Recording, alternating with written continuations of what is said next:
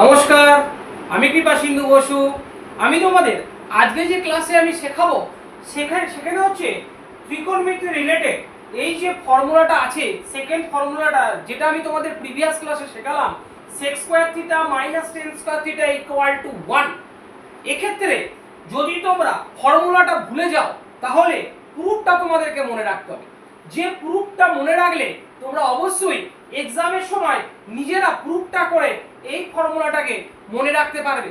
আমি সেই প্রুফটা তোমাদেরকে আমি শেখাচ্ছি।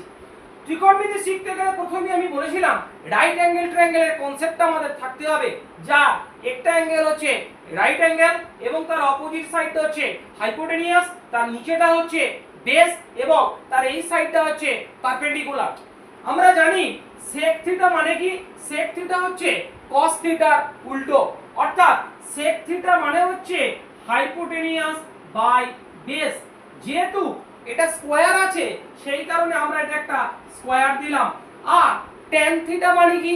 tan থিটা মানে হচ্ছে পারপেন্ডিকুলার বাই বেস তার স্কয়ার।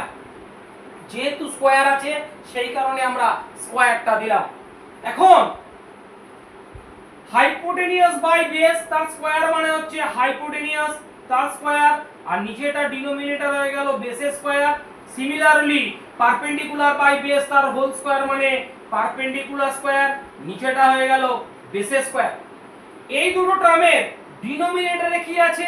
ডিনোমিনেটরে আছে বেসের স্কয়ার, তাহলে এলসিএমটা অবভিয়াসলি হবে বেসের স্কয়ারই হবে। আর নিউমারেটরে কি হবে? নিউমারেটরে হবে hypotenuse square minus perpendicular square. আমরা যে কোনো রাইট অ্যাঙ্গেল ট্রায়াঙ্গেলের পিথাগোরাস থিওরেম থেকে আমরা জানি যে hypotenuse square minus base square মানে হচ্ছে hypotenuse square minus perpendicular square মানে হচ্ছে বেস স্কয়ার। আর ডিনোমিনেটরটাও আমরা দেখো বেস স্কয়ারই আছে। তাহলে কোন নম্বরে নিউমারেটরে বেস স্কয়ার, ডিনোমিনেটরে বেস স্কয়ার, এই দুটোকে যদি আমরা সিম্পলিফিকেশন করি এটা হয়ে যাবে 1। পাইথাগোরাস থিওরেমে আমরা শিখেছি যে হাইপোটেনিয়াস স্কয়ার মানে হচ্ছে perpendicular square plus base square.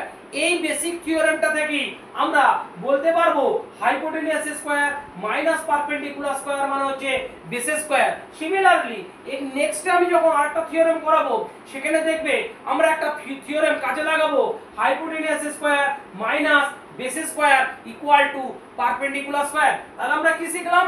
sec square theta minus tan square theta equal to 1। তোমরা অবশ্যই এই থিওরেমটা মনে রাখবে।